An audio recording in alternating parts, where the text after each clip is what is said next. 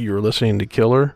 This is case number 17, the Golden State Killer Part 11, the original Night Stalker Part 2. Lock your doors, bolt your windows, and turn off the lights. We're about to begin.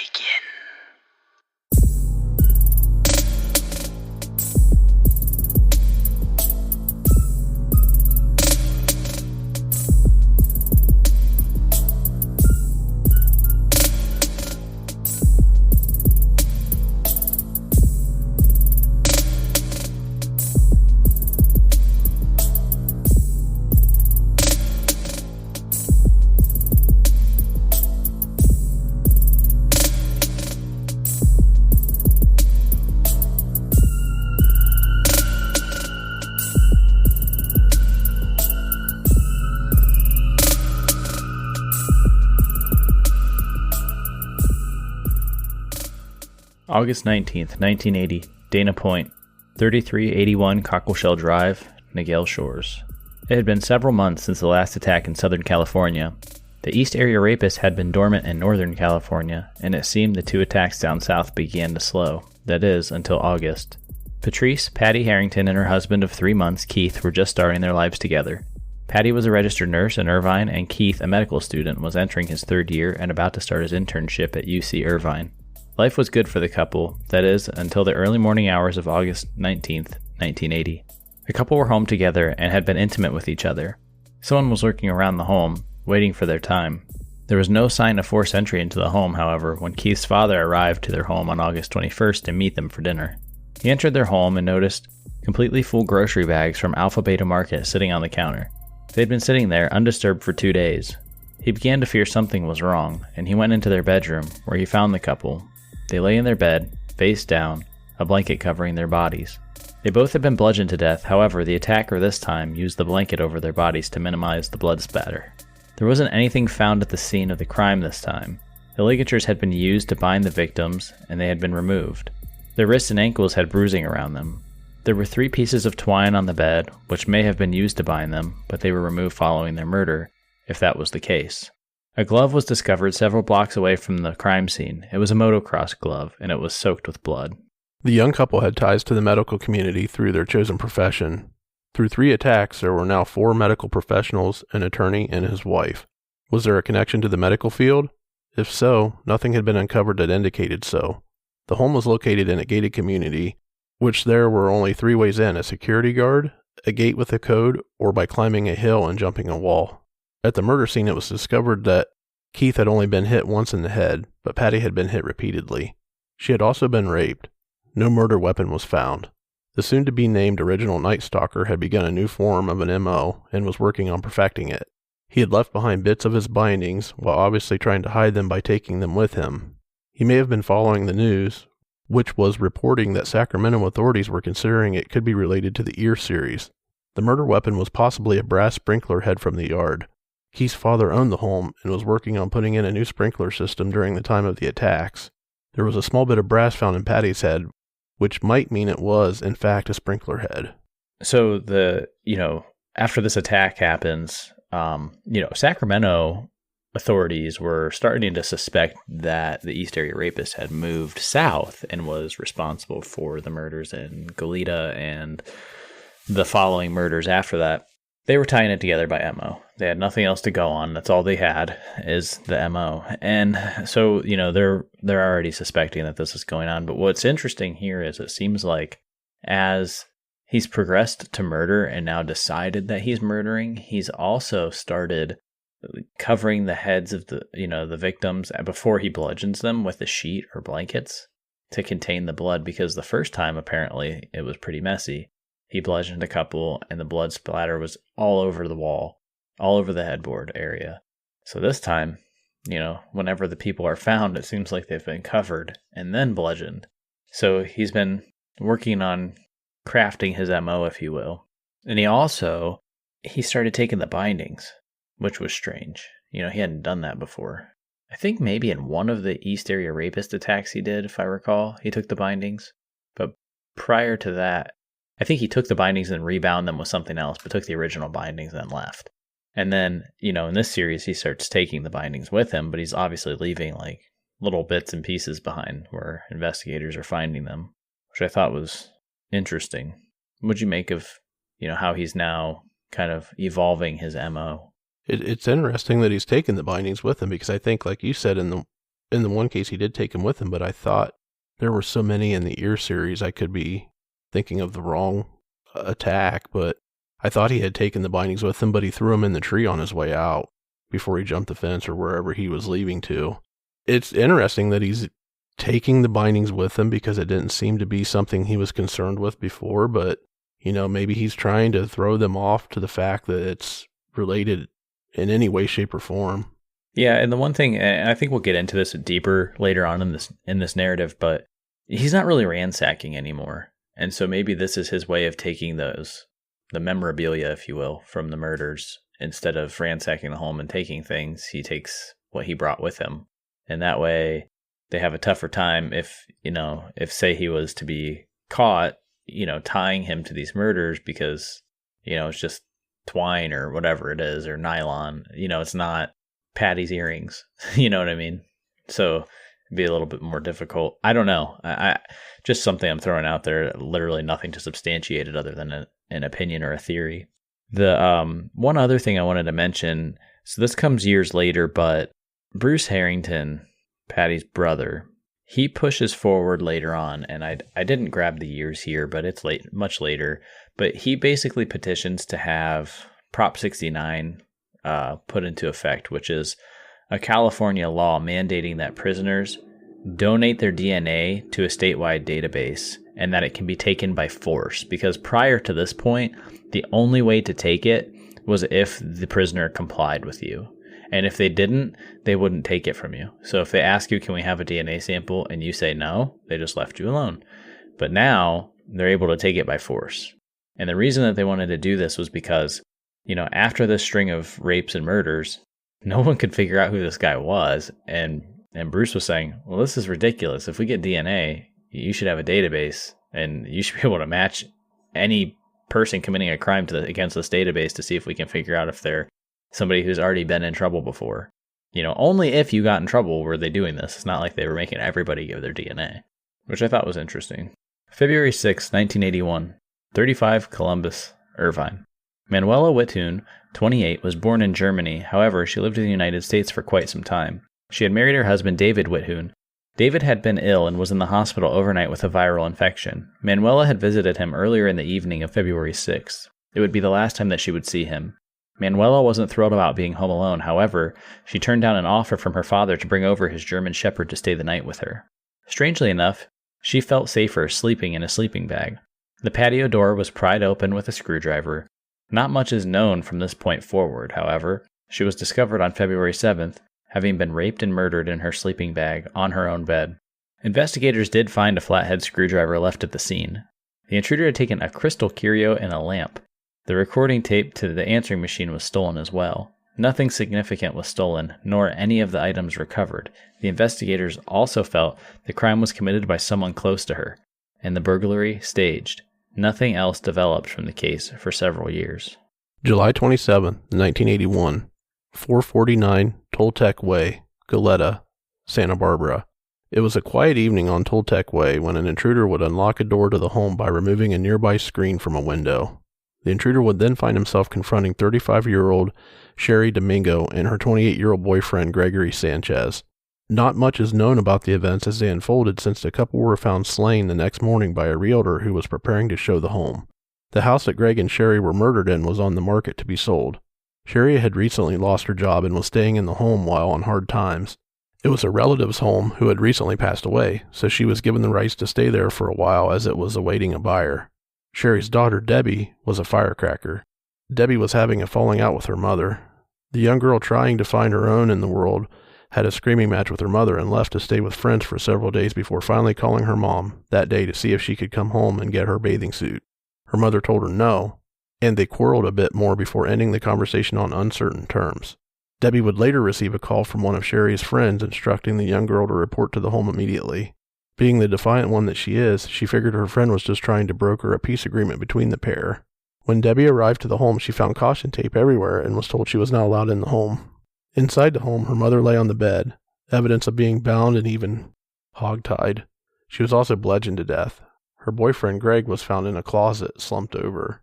He had been shot in the cheek, which was later determined to be non-fatal. Greg was then beaten repeatedly over the head 24 times. He was haphazardly covered with clothing, which may have been the attempt of the assailant to reduce the amount of blood splatter.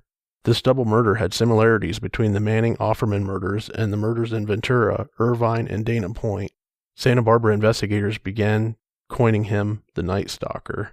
So this is where I wanted to kind of touch on the Night Stalker versus the original Night Stalker. So originally, investigators started calling him the Night Stalker, but during the same time frame, there was another Night Stalker, Richard Ramirez, and he really took the term and they kind of ran with it with him, so he became Night Stalker. So then the investigators started coining this Night Stalker the original Night Stalker, and that term stuck. So then you get this strange abbreviation of ONS, original Night Stalker. And so that's kind of where that comes from. And I think internally that the investigators were calling this one the Night Stalker for a while. And then they realized that these, obviously like these murders were not related to the other Night Stalker series. And so that's when the investigators call him, well, no, this is the original Night Stalker. He was the first one, and then Richard Ramirez came in like sometime in the middle of this and after. It might have been 1984. And sorry, I'm going off the top of my head here. It might have been about 1984 when Ramirez kind of comes into the news and takes that moniker. So that was kind of interesting. Now, the one thing I do want to cover that we haven't really talked about a ton, and I think it's interesting to talk about here, is the order of operations of these attacks, because, similar to the Ear series, you have the intruder coming into the home, confronting a couple, binding them, and then raping the woman, but they end in murder in this case, and the ransacking isn't really seeming to happen in these series. Also, the interesting thing here is, in a couple of the attacks, the male confronts the intruder and is subsequently shot or murdered. So it's kind of interesting to speculate on, when the woman is actually raped, is the man murdered first, or did he do his usual thing where he binds the male, takes the woman to another room? Because that did happen. We have evidence of a bed being messed up in another one of these murders in a spare room somewhere, where it was like he took the woman to the other room and raped her and then brought her back and murdered her. So is he murdering them together, or is he subduing the male, raping the woman, bringing her back, and killing her? What do you think? Without visible signs of a confrontation, or if there's not, any of those, from some of his previous MOs, he would antagonize the male victim, right? Try to get them to do something, go for it, do whatever. I don't know. I think it's weird in this specific attack where the guy slumped over in the closet. Did he get up and try to fight back, and then he got whacked over the head and ended up landing in the closet, or did he just shove him into the closet? He did. Well, I think the way that this one went down is he confronted him. He got shot in the cheek, but that didn't kill him. I think he went down from the shot and landed in the closet, just the way that it was situated. And then there were clothes kind of piled on him, and it was speculated the clothes were piled on him as a way to reduce the amount of blood, just like he does with the sheet and the cover over the victim. And so then he gets bludgeoned and beat like 24 times over the head, violently. And then he's just laying there dead. So in this case, I think that, and maybe as a whole, I think that once he was confronted in one of the earlier attacks and had to shoot the man, I think that in going forward, I think he takes the guy out first, unless the guy gets up in the ritual of the tying process, if you know what I mean. Right. I don't think he thinks it's safe anymore for him to leave the man in a room by himself, because typically he takes the woman to another room. I still think he's doing that, where he takes the woman into another room and rapes her. But I think that in this case, he's trying to bind them and get them both, subdued. And then what ends up happening is the man gets loose or gets up to confront him, and then they end up having an altercation before he can actually bind the man, and ends up just killing the guy, then continues on with his thing and then leaves. But the interesting thing, though, is if he's using a gun, that's going to be loud. Yeah, for sure. So that's the other part where I'm kind of not sure on the way that the order of operations, because if you're shooting somebody and you're making a bunch of noise, you're not going to stick around and rape somebody. You're most likely going to get the F out of there. You might kill the woman after that if you haven't already, and then just see ya. Exactly. And, I don't know. You try to put yourself in the mindset of this guy to think about how he would have done that. And it's hard to do because you're obviously not there. But I'm thinking if you want to keep the female victim in somewhat of a state where you have, total control over her, you're not going to want her to hear you bludgeoning her male partner to death. Maybe not. Maybe he doesn't care. But if he's binding them up and then taking her to another room, he could go back and he could take the male victim out and beat him up, beat him over the head 24 times. But like you said, with the gunshot, that automatically would put the female victim into a frenzy, I would think. Like, oh shit, I'm next, right? Yeah. And, you're making a great point with that. I don't know. I'm probably talking myself into a different theory than I had started with. But I think he had to have raped before the shootings take place. In the cases where that happens, because there's a case where nothing happened to the woman besides her being murdered, obviously. But I mean, right. As far as rape goes, because he got confronted by the male and had to shoot him a few times, he didn't then, stick around long. He was out. And one of the neighbors even heard the guns, saw the guy take off, and that was it. So, yeah, I tend to think that, like in this case, well, I don't know. I tend to think that in general, he had to rape the woman, bring her back, and then murder them both at the same time. That's how I always just kind of thought of this thing, just knowing the case before and not really putting a whole lot of thought into the order of operations. But I think the order of operations is extremely important. However, I think it's very hard to tell, without actually being an investigator and having access to the investigation and the reports as to how the exact operation occurred.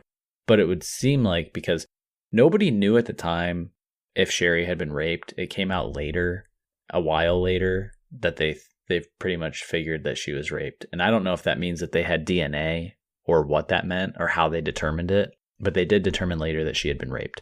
And so if she was raped and he was murdered, but he was shot in the face once, was the killer really brazen enough to shoot him once and hang out and hope nobody came to check it out?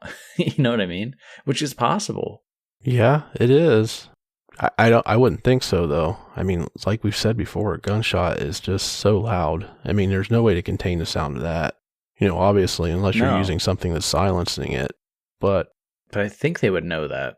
Yeah, there would be obvious evidence there. Yeah, I mean, you see all these movies or whatever where these guys hold up a pillow and stick their gun in it to use it as a silencer or whatever. I can't say that truly works. Something I've never tried to do, obviously. But, I don't know. The thing that is baffling to me now, this is too, where it appears that he's tried to cover their head to reduce the blood splatter. Why is he even doing that too? I mean, I think that might be more for when he escapes. Like, I'm guessing the first time he did it, he was a mess. Oh, I see. And yeah. And he had like blood all over him and was probably like, shit, if someone sees me, I'm going to be in big trouble, So he's like, I need to make sure I have a lot less blood on me. That, or he's making it a visible trail out, easier for a scent dog to follow a blood trail, or, physically see, I got blood all over my shoes and they can follow my footprints up on out of here, what direction I headed.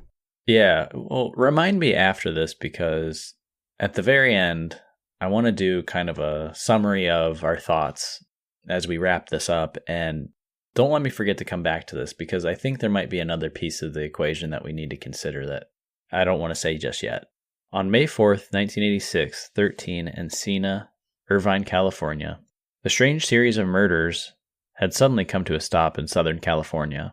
No one knew what had happened. Some had theorized that the murderer had died or had been caught in some criminal activity, and that's why they stopped the string of murders that had been ongoing in the area. On October 12, 1982, victim number 24 of the East Area Rapist series received a phone call. Hi, it's me again. Remember me? I'm going to come over and fuck you again. You're going to suck my cock again. No one ever knew who made the call. The victim was working at a Denny's near Sacramento at the time. On May 4th, 1986, he would return. Diane and Alan Stein were vacationing in Mexico while their daughter, 18-year-old Janelle Cruz, was home visiting with a young male friend. The young male and Janelle heard some noises outside of the home that evening. When the pair did a quick check, nothing caught their attention and they carried on as usual. Not too long after the noise, her friend departed and went home. Janelle was now alone at the home, and this home was marked for sale. Later in the afternoon of May 4th, a realtor stopped by to show the home to a prospective buyer. When the agent knocked on the door, no one answered. Assuming the home was unoccupied, the realtor entered the home. As he went about the home, he discovered Janelle's body covered with a blanket lying on the bed. It was determined that she had been first struck in the back of the head and then repeatedly in the face, viciously. The weapon was thought to be a pipe wrench that had been stolen from the backyard. The point of entry was not certain, however, the back door slider was unlocked. According to Richard Shelby's book, Hunting a Psychopath, several rumors about Janelle circulated with investigators. They had heard she had been molested by various members of the military and her stepfather. None of the rumors were substantiated. The other thing was that her friend, Greg, suggested she was expecting someone referred to as Kitten Man to arrive. He was supposed to come over the next day with a litter of kittens to see if she was interested in any of them. Greg described Kitten Man as having an olive complexion, dark hair, blue eyes, and was good-looking. He appeared to be a predator to him, and he warned Janelle not to have him over. Kitten Man was never proven to exist, so nothing came of this. Yeah, so what was interesting is, Janelle had a lot of rumors about her being molested and all of these things, but none of them were ever really substantiated from what I saw, and I don't know how true they were, and honestly, I don't know, whatever came of that, if anything. It doesn't appear much. And so, investigators are just trying to pull at strings to try and come up with something. Why was she murdered? What happened? Where did this come from? Well, the original Night Stalker had been dormant for 5 years. So from 1981 to 1986, just gone. Strange. What'd you think about that? It's crazy that he would, lay low for 5 years and then attack again, for sure. Because, every profile you read about these guys is once they get started, they don't stop, usually until they get caught, they get killed or whatever. It's very interesting that you would just, go cold turkey for 5 years. Yeah.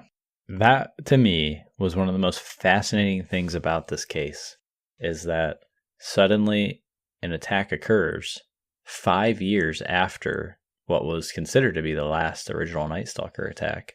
And so, I think that's part of why all these rumors for Janelle circle and why they start questioning a lot of the things about her, is because they have no idea at the time that the guy came back. Like, serial killers were, I believe first coined in like the 70s, and they started doing the whole like FBI profiles and trying to figure them out and figure out their psyche and this and that. And even to this day, most people don't think serial killers just stop. They think that they either stop by being caught, killed, or some other thing, like some major event happens to them and then they stop. They don't think that they just stop on their own volition. Yeah, I think in a lot of cases too, that even if they feel pressure in a certain location where they're committing these crimes, they just move somewhere else. I mean, we talked about the happy face killer. He's killing people all over the place. He's not dead set on one area, to commit these crimes. He's scattered out. He's traveling the country doing this. You can draw a lot of correlations there to them moving around so they don't have to stop, so they don't have to feel that added pressure of possibly being caught, right? But this guy, he, as far as we know, like you said, just went dormant for 5 years. And he's went dormant a few other times with the other series, in between, but not for 5 years.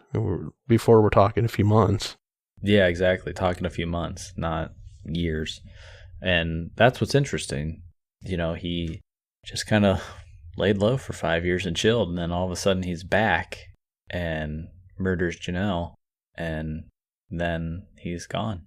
So that moves us into the next section here, the next 40 years. So over the course of the next 40 years, several key events happened in the investigation into the East Area Rapist and original Night Stalker cases. Sometime in 1991, victim number 7 of the Ear received a phone call. "You know who this is," the caller said. The line sat silent for a moment and the caller hung up. Nothing ever came of the call.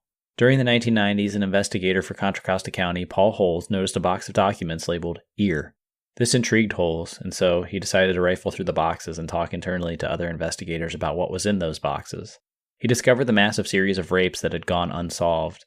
Investigators were also working over the years on linking the Goleta murder cases of the ONS series to the murders in Ventura and Orange County, mostly by M.O. Paul Holtz took it upon himself to start leveraging what he could of new technology, DNA, to build a profile of the ear. In 2001, the DNA profile that was built officially linked the ear and ONS cases together, dubbing the rapist and killer ear-ONS. The problem, though, was that no one could match him to any criminal databases, and therefore this person's identity was still unknown. In 2016, Sacramento County made headlines when they decided to give more publicity to the 40-year-old case for ear-ONS.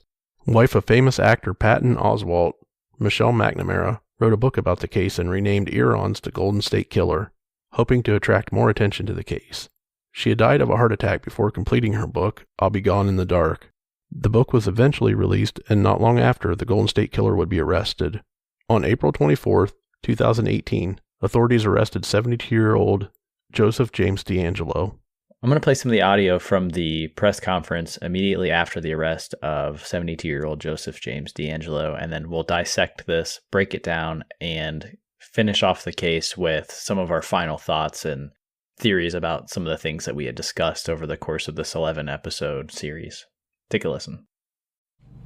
Contra Costa County District Attorney Dinah Becton, Alameda County District Attorney Nancy O'Malley, Sacramento FBI Special Agent in Charge Sean Regan, United States Attorney for the Northern District McGregor Scott, Assemblyman Jim Cooper, Bruce Harrington, the brother of Keith Harrington, Irvine Police Department Chief Mike Hamill, and our Crime Lab Director Chip Pollock.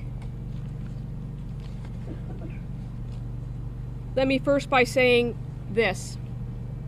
The answer has always been in Sacramento. For over 40 years, countless victims have waited for justice. Over these years, hundreds of individuals have sought justice for these victims and their families. Many have dedicated their virtual entire professions to seeking this answer. For many of us, it was more than a professional commitment. It became personal for many of us. For me, here in Sacramento County, in June of 1976, I was 12. I grew up in the East Area of Sacramento, near the cluster of where these crimes began. My sisters ranged from 10 to 16 at the time. As I have said many times over the last 18 years, at least for me, for us here in Sacramento, it was a time of innocence in 1976. No one locked their doors. Kids rode their bikes to school. Parents let their children play outside. The only thing we were told as a family was you just needed to be home before dark. We did not have things like cell phones or social media.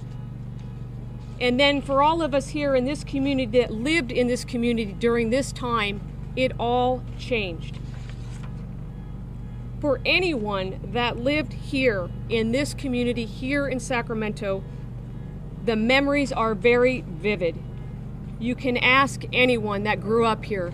Everyone has a story. But it must be remembered that it was not just Sacramento, that this case deeply affected this entire state. And then in June of 2016, at the 40th anniversary for the beginning of this series, the East Area Rapist, a press conference was held here in Sacramento, hosted by the Sacramento County Sheriff's Department and the FBI, attended by many agencies across California that have dedicated their careers and professions to coming to some kind of answer. The message was clear in 2016. The magnitude of this case demanded that it be solved. There were upwards of 50 rapes, 12 murders, crimes that spanned 10 years across at least 10 different counties. Northern, Central, and Southern California. And it was that day in June of 2016 that we, in public safety, reiterated our commitment to the victims and to justice. In this case, the East Area Rapist, the Golden State Killer. And it was that day that we embarked upon what I call our journey for justice. A journey by people across borders, across all professions, police officers, FBI agents, crime lab employees, victim advocates, prosecutors, community leaders, elected officials, all with one mission: to find the answer, to give victims a voice, and ultimately to identify this person and bring him to justice. We brought teams together not long after that press conference. We dedicated more resources, more people, and we created what I have called Team Justice, an incredible collaboration of individuals with one mission. There are things about that journey and that commitment that each of us knew. The answer was and always was going to be in the DNA. We knew we could and should solve it using the most innovative DNA technology available at this time. We all knew that it would take passion. We all knew that it would take persistence. Last Wednesday at 8:15 in the evening, I received an email from the daughter of Sherry Domingo, who was murdered in Southern California. Her name is Debbie. She was 15 at the time. Last Wednesday, she emailed, in essence, I'm going to paraphrase, "Hi, Anne Marie. I thought the editing for the recent documentary was brilliant." She quoted from the show, quote, "This case will be solved because of sheer persistence." She went on to say, "I have those words posted in a few places in my home and my workplace, so I can see them at various times throughout the day. Thank you for that persistence. I have faith." We all knew, as part of this team, that we were looking for a needle in a haystack. But we also all knew that the needle was there. In the last 6 days, and I emphasize the last 6 days, that passion, that persistence, and the knowledge finally came to an answer in this building behind us here, our crime lab. Crime lab employees, DNA analysts who worked tirelessly in the last few days to provide that answer. Yesterday, an arrest warrant was issued, a complaint was filed, charging that individual with 2 counts of murder with special circumstances for the murder of Brian and Katie Maggiore here in Sacramento in February 1978. It is fitting that today is National DNA Day. We found the needle in the haystack, and it was right here in Sacramento. And with that, I would like to introduce our sheriff, Scott Jones. Good afternoon. Before I talk a little bit about this case, I'd like to make just a couple preliminary comments.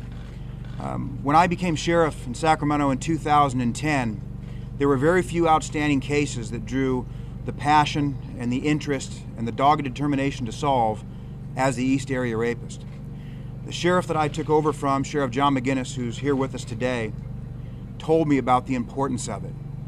And I don't know that I fully appreciated it at that time, but I can tell you that without exception, weekly and sometimes more, I get telephone calls or emails to this day from former employees, former detectives, community members from all over this country that believe that they know or at least have some information on who the East Area Rapist was. I committed then to do everything that I could to solve it. and had a lot of conversations early on with District Attorney Schubert about how we could do it. And those discussions really touched the passion of both of us to solve this case.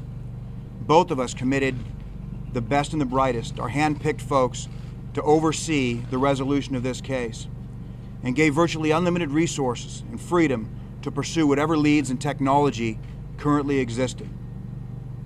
So I can tell you that over the last few days, as information started to point towards this individual, we started some surveillance, we were able to get some discarded DNA, and we were able to confirm what we thought we already knew, that we had our man.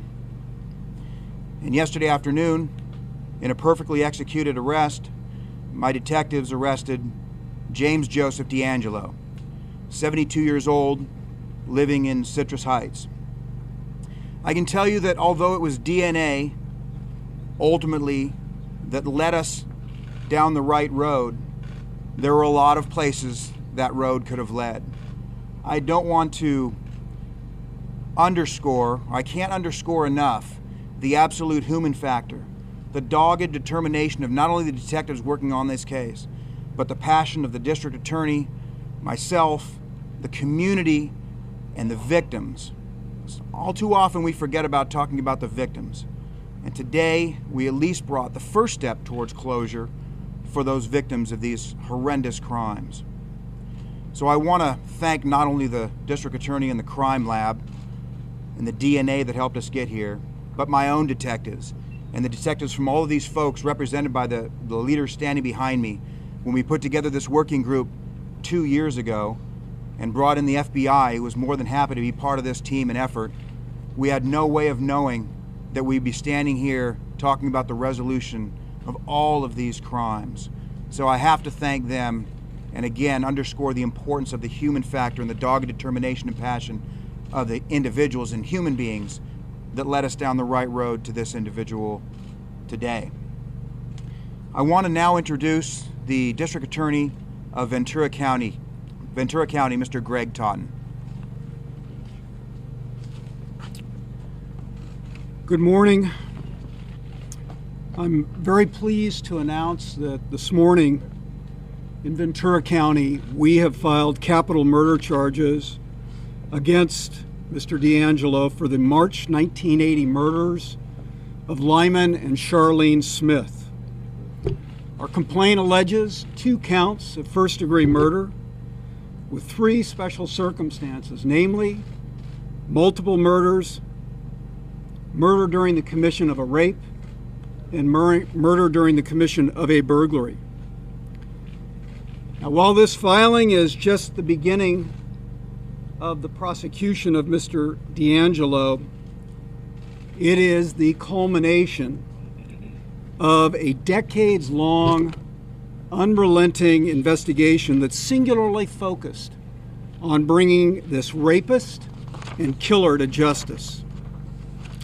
The arrest and charging of D'Angelo, frankly, would not have been possible without the visionary and innovative leadership of my friend, Sacramento District Attorney Anne Marie Schubert.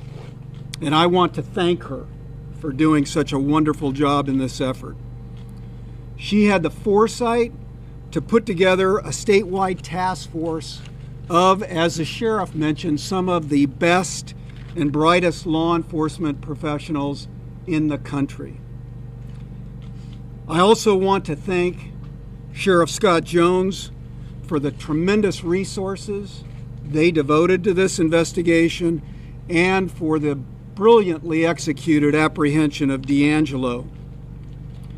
I also want to thank my own Sheriff's Department for their great work in the crime lab and in the investigation, as well as the Ventura Police Department, which was the original investigating agency of the Lyman and Charlene Smith murder. This 1980 murder has long been a source of fear and angst in the neighborhood in which it occurred, in the community, and indeed throughout all of Ventura County. This is a case that, much like the rapes that occurred here in the Sacramento area, literally struck terror in the hearts of Ventura County residents, it also, as we know, was a source of great frustration for law enforcement over a prolonged period of time. In fact, this murder was among the first cases I was ever assigned to work on as a young law clerk in the district attorney's office in 1981. At that time, we had no idea that this killer was connected to so many other crimes. But thankfully, with the advent of DNA in the late 1980s, our understanding of this case, its depth, its complexity, its geographic reach, and the sheer scope of violent crimes changed forever. We recognized at that time we were dealing with a serial killer.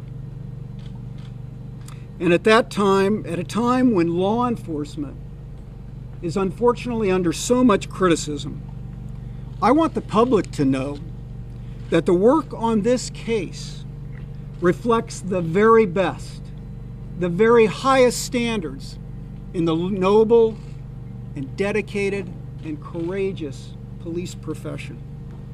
The men and women of this task force devoted incalculable hours, tens of thousands of hours, to this case.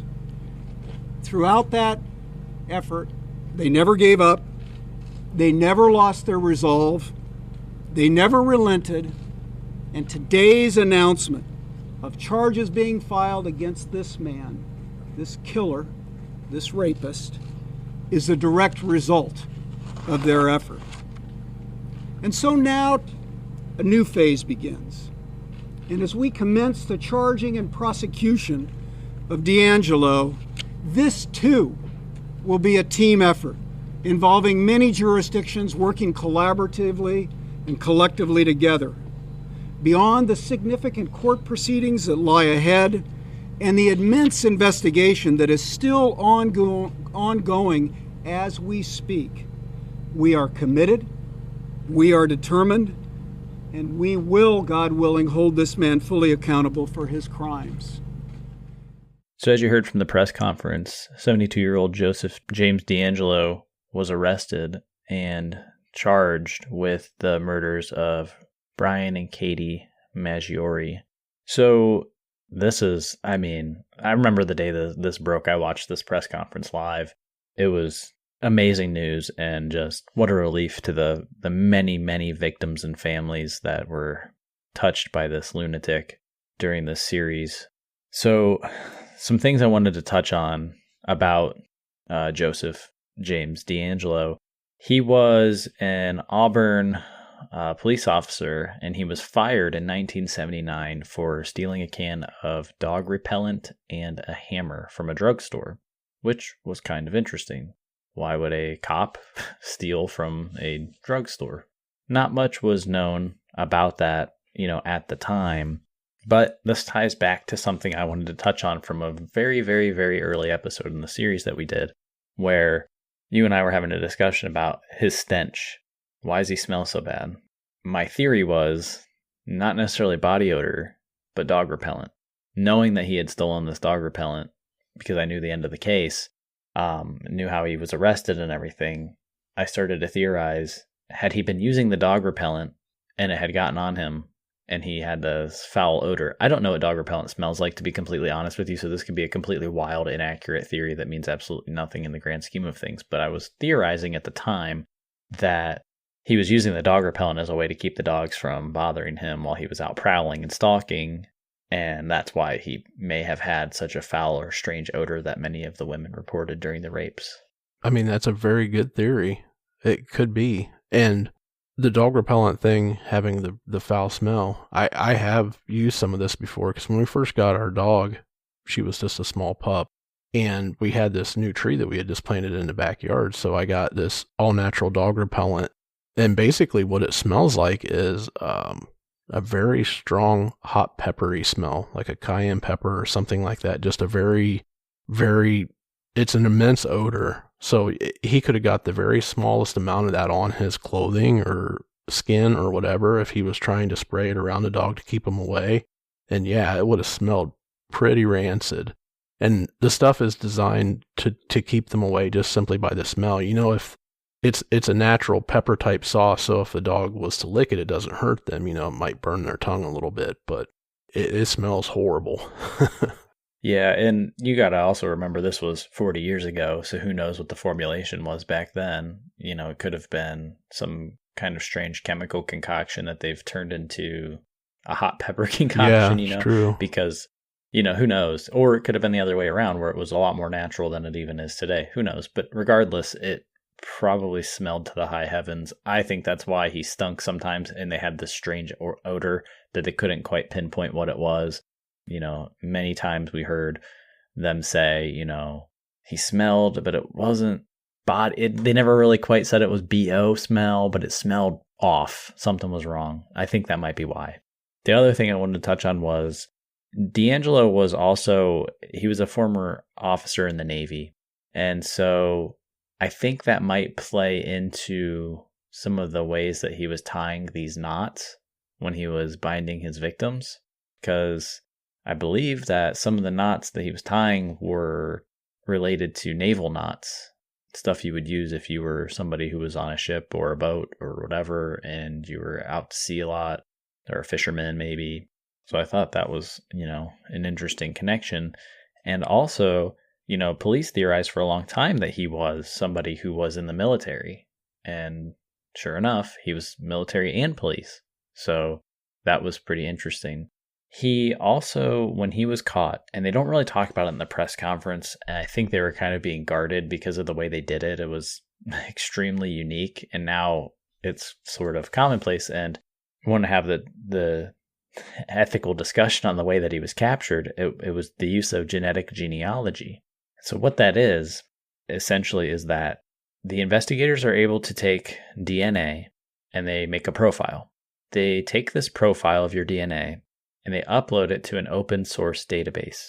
So, for those of you who aren't super technical or technically inclined, this is not 23andMe. This is not Ancestry DNA. This is something else. Ancestry and 23andMe are completely different companies. They are not related to this open source database in any way. They do not give your DNA to the authorities or anything like that.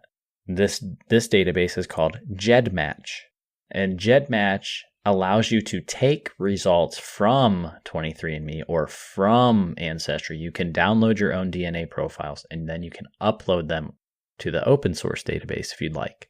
That's all voluntary. So what law enforcement does, though, and this is where the ethics are kind of iffy for some, they take the profile they generated of the offender and upload it to that database. And then they look for relatives. And so the software can match DNA relatives. And so this is how they started tracking DeAngelo down. And they got into a family tree and they got between a couple people and they couldn't decide. And then they start going down the rabbit hole and they finally decide it might be DeAngelo. He fits the bill. He's lived in Sacramento.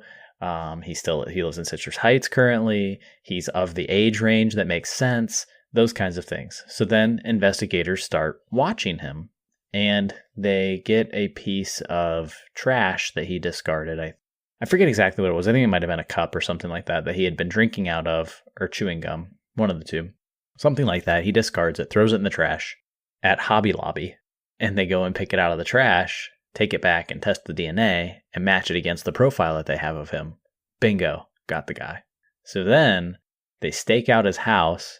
And, they come up on him when he's outside, I believe, because they felt that he was potentially armed and dangerous, that he had a plan, that he always thought about his potential capture, and that he was a fight or flight kind of guy. And who knows, some stuff might have went down had they approached his house and they knew, he knew what was going on. So in this case, I believe they ask him for directions or something, and then they take him down. And as he's being taken down, people were saying that he was quoted as saying that he has a roast in the oven. And he wanted to go back in and get his roast. I don't know that was ever officially confirmed, but I just thought that was always kind of funny to me. That it sounds like something he would say, like some weird thing. Like he always seemed to me like really squirmy. Like he was trying to, get himself out of a jam, but that wasn't going to happen, obviously. Right.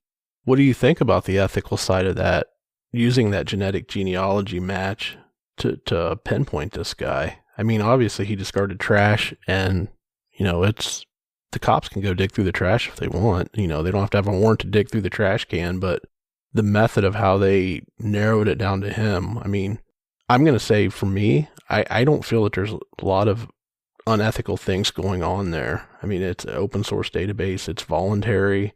Well, I guess what's kind of unethical, if you will, is that so the police upload your DNA without your consent. You didn't load it yourself. And then say your third cousin uploads their DNA and bingo, you have a match. You had no control over any of that stuff going out there. And I guess that's where the ethics lie. I didn't choose to load my DNA in there, and then I'm getting matched by somebody else who just did it for their own personal reasons, and I had literally zero say in my DNA going out against that thing at all. But continue on. You were making your point. Yeah. No, it's fine. I can see both sides of the argument. It is, people are on the fence of, and I think that there's people lobbying right now to make this public record. Stuff like 23andMe and all of these family ancestry sites, just so they can, solve a lot of these cold cases that have went unsolved for decades. In this case, it was going on 40 years, 30 years. Yeah. I can't think of a reason why I'm against this. I don't know. I really don't. I just don't know why I would be against it. I mean, obviously I think there should be some rules, regulations around what you can do with this data. I had a hard time coming up with good reasons why it matters if somebody had my DNA, other than planting it or incorrectly using it in a way that was an abuse, somehow. So someone smarter than me needs to think of why those things are bad and how they can be used against people and work on legislation to counter that. But just in general, from a theoretical standpoint of how this is in use, not going into the nuances of those kinds of things, I'm 100% for this. I think I'm not going to say I'm 100% for it, but I mean, the easy argument that you can make is, if you didn't do anything wrong, what do you got to worry about? Right? Mm-hmm. Yeah. But like you said, there comes into those situations where somebody was crafty enough to plant your evidence somewhere. I don't know how they get your DNA evidence, but I mean, just like this guy, he threw away a cup in a trash can. Who's to say somebody that's wanting to frame you for something, follows you out of a fast food restaurant, grabs a cup that you just dropped in there, has your saliva on the straw, and could take that and implicate you at a crime scene to cover their tracks. Seems like a lot of work, but it's still feasible, right? Yeah. I'm thinking more, not so much from planting, but more somehow, some way, some other person came into contact and was in the home or wherever, the crime occurred, and there's just extra DNA there, just say, and it's someone else's, and they go down this rabbit hole and pinpoint you as the criminal, but you had nothing to do with it. Do you know what I mean? They implicate you based on DNA that was there just by chance, I don't know, somehow, say you had some clothes you bought from a thrift store or something, and your DNA is on those clothes and they never were washed, and then somehow they pull your DNA from a hair strand that was in the clothing that was yours, and this crime occurred, and then they come back and get you for it, because they can match you. You know what I mean? Something like that. Those kinds of things, they do exist, and there's definitely something, like I said, that needs to happen to be able to make this a little bit smoother, but I'm pretty much for this. I'm 99, 100%. I mean, I also come from it from a standpoint of I have nothing to worry about or hide in this regard, so I'm not, I guess, maybe thoroughly thinking it through in that regard, admittedly. So I don't know. I'm for it. I'm good with it. Yeah, I think I am too. I think that there's so many cases out there that could be solved in this manner, and we keep hearing about them. They're sporadically popping up now ever since this case was broken, and that was the method of how they caught this guy. I've read, I don't know the cases off the top of my head, but there's been several others since that have used the exact same technology or the exact same manner to to locate these people that were offenders that had never been caught. Yeah. The other things that we should touch on about D'Angelo, which was really interesting, was that he was, well, just a little backstory. I mean, he was born in New York, but he graduated from Folsom High School in California. And the other interesting thing is he was engaged at one point. And do you want to take a wild guess at the name of the woman that he was engaged to? Well, I already know that name. Hey, I watched that Unmasking a Killer series, so we brought it. We hinted to it, a few episodes ago. But yeah, it was Bonnie. Yeah, Bonnie. So the name of the woman that was repeated in some of the East Area Rapist attacks was reportedly Bonnie, and that's really, really fascinating. They ended up not getting married. The engagement was called off and the relationship broke off. So I thought that was really strange. Not strange in a bizarre way, but just strange that he would say those things or whatever. It was clearly on his mind. But what's even stranger is he was married during this string of attacks. He married Sharon Huddle, who was an attorney, in 1973. And he was the Visalia ransacker at that time, then East Area Rapist, then original Night Stalker. So he was very busy, and I question what was his wife thinking, like when he's gone all night long prowling. He's got a full-time job, a wife, and this full-time job of being a criminal. I mean, I just want to know what, like what was going on. How would you feel like if you were his wife where what? I mean, he was gone all the time. He was busy. I mean, you got to remember, he ransacked over 100 homes. He raped upwards of 50 women. He murdered 12 people. Where was he? Yeah, I don't know. I mean, that's an interesting piece. I didn't read into his personal life any. So he was married to this Huddle the whole time through all of these attacks. Yeah, I can't even fathom how he would cover his tracks from a relationship standpoint. Like, you work your 9 to 5, police job, detective job, whatever he's doing at that time, and then disappear at night to do all this stuff. I don't get that whatsoever. Unless he was using the ruse of, hey, I'm, working these cases and, I got to work a double shift tonight. But eventually you would say, hey, you're working a hell of a lot of time, but hey, your paycheck never gets any larger. That's kind of weird. Exactly. It's strange. D'Angelo has 3 children with Huddle, and his first daughter was born in September 1981. So that was kind of interesting because he strikes in July 81 and then disappears for years and comes back in 1986. He has a second daughter born in November of 1986. He attacked in May. And then he was done. I think those two events coincide with his stopping. I think that he stopped the attacks around the time of the birth of his first child. Then something was either stressing him out or whatever.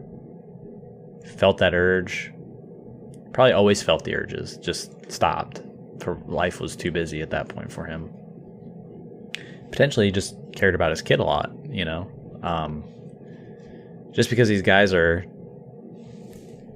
extremely crazy murderers doesn't necessarily mean that, they are incapable of loving their own family. So, yeah, I don't think it's an incapable thing for a murderer to have a family and love his family, but still go out and torture, murder, or do things like that. I think there's many instances where you have serial killers who have families who, they go back to and enjoy. And lastly, he had a third daughter, and she was born in 1989 in May. And one of them is a doctor, and another one has a PhD. And, I mean, they're very successful. And obviously his wife was an attorney, and, you know, it was just pretty normal, you know, from a family perspective. He was separated from his wife in 1991, but they never divorced, which is pretty interesting because you have to wonder how much she knows. And she's not forced to testify as his wife, you know, or estranged wife or whatever, because they're not officially divorced. She doesn't have to testify against her spouse. You're not forced to legally. However, very, very recently, she filed for divorce.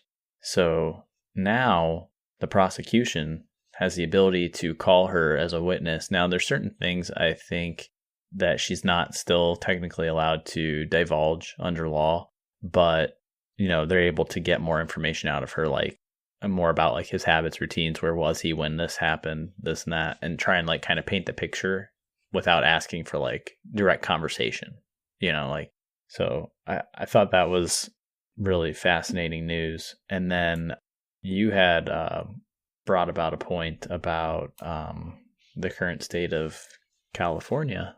You want to touch on that? Yeah, I wanted, before we wrap up and put a close to this series, just here recently, over the last week, the governor of California announced that he was halting the death sentence in California. And I wanted to get your opinion on that, because we've talked about some pretty heinous crimes and some guys that just outright admit that what they did or confessed.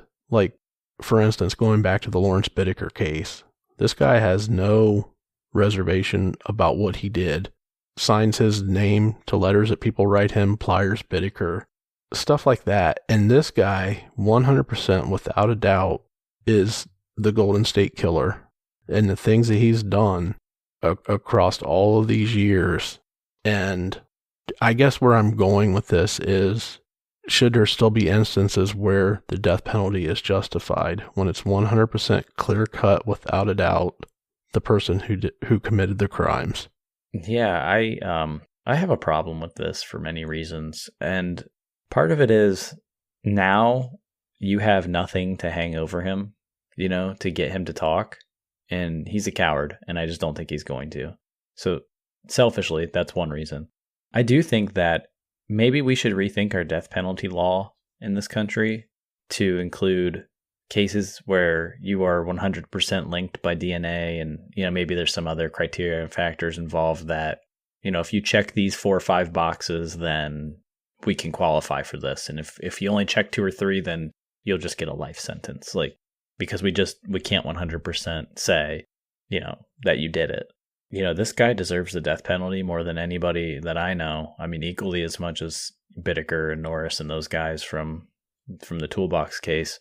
I was really sad to see this happen, because I feel like for the Golden State Killer case, he deserves to be sentenced to the fullest extent possible, which includes the death penalty. And I feel like the families involved just took a little bit of a loss there, because they're probably all hoping that he was going to at least get it. Now, he's old enough that he may not meet the death penalty in prison. He may die before then, but I still would like to see it as on the table for him, just because I would like to see him at least plead down to a life sentence, knowing he's going to rot in prison and die, and then be done with it, but maybe possibly use it as leverage to get him to talk. Right. Yeah, there's no leverage now. Now that that's off the table, he has no, he's going to be influenced not whatsoever to talk about what he did. You know, he's going to let the trial play out. It's probably going to play out for a long, long time. Just the amount of evidence and the case that the defense can build, it's insane. And I'm honestly looking forward to that whole series when they get to the trial part, and I'm hoping at some point in time we hear from his family, you know, whether it's, I'm sure there's going to be books written, there's going to be all kinds of stuff come out, you know, as this thing matures. So, but yeah, getting rid of the death sentence is nothing to hang over his head. And he's such a high profile offender now that when he is sentenced, and, you know, go out on a limb here and say, even though it's going to take months, maybe years, he's going to be sentenced to life in prison. I don't think there's any way around that. Yeah, to me, the most interesting thing that's going to come is the evidence that the prosecution has. And when they start talking in trial about all the stuff that they have on him, I'm really fascinated to know what they have that they haven't released to the public, because for a long time they weren't releasing a lot of things, and they slowly over time, because of the length of, the time he was active and out there, 40 years, they released a lot more information than probably they usually would like to. And, it was interesting. One other thing, a few final thoughts. One thing is, it was reported that when he was arrested, he was trying to ram his head against the wall to hurt himself, and probably try and kill himself or something. He was under suicide watch reportedly. I mean, these are all kind of rumors and hearsay. So just to show you what kind of a man he is, reportedly, allegedly. Paul Holes has gone on.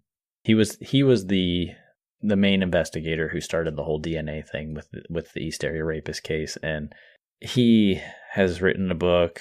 There was an audiobook, Evil Has a Name. It was really good. I listened to it.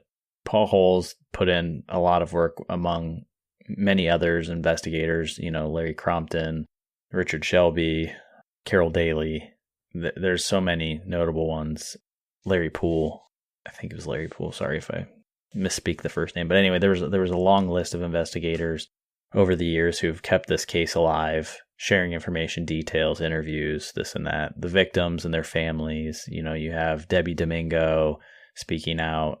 You have Janelle's sister. She's out there and she's speaking out. There have been many podcasts done on this, including ours, but other ones that were just, amazing. The Jane Carson Sandler, victim number 5, I believe. She's been out there advocating. We had the young victim, Margaret Wardlow. I think she was 13 during the attack, speaking out. I mean, these are just, a long list of people who've been affected by this case. And, I just want to say thank you to everybody who, shared their story, because, I mean, from our perspective, it is a pseudo form of entertainment in a way. Like, you read these things and you can't believe these stories. They're crazy. The humans are drawn by stories. And this story to me is so amazing in a way. It's so amazing in a bad way. Do you know what I mean? And that's what drew me to this case and drew me to this story, and the families involved, and just like putting yourself in their shoes and just listening to these things. It sounds so incredibly made up that it couldn't ever happen. And it did. And these people had to live through it. And I think that gets overlooked a lot. And the families and friends and, communities that were affected by this maniac at the time, they lived through some stuff. And, I feel so happy for them that he was caught. And the day that he was caught, I was just so excited.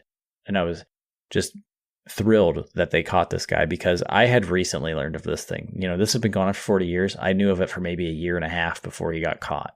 And, it was always on my mind. I'd periodically read things about it. And just the fact that they were finally able to bring him to justice is just incredible. And just, congratulations to those who were affected and who have been looking for this kind of justice for so long. And I do want to say, in the way that, this all unfolded, it was an incredible end to an incredibly crazy story. And just want to, I think, finalize this case by saying, to quote the name of Paul Holes' book, evil does have a name, and it's Joseph James DeAngelo.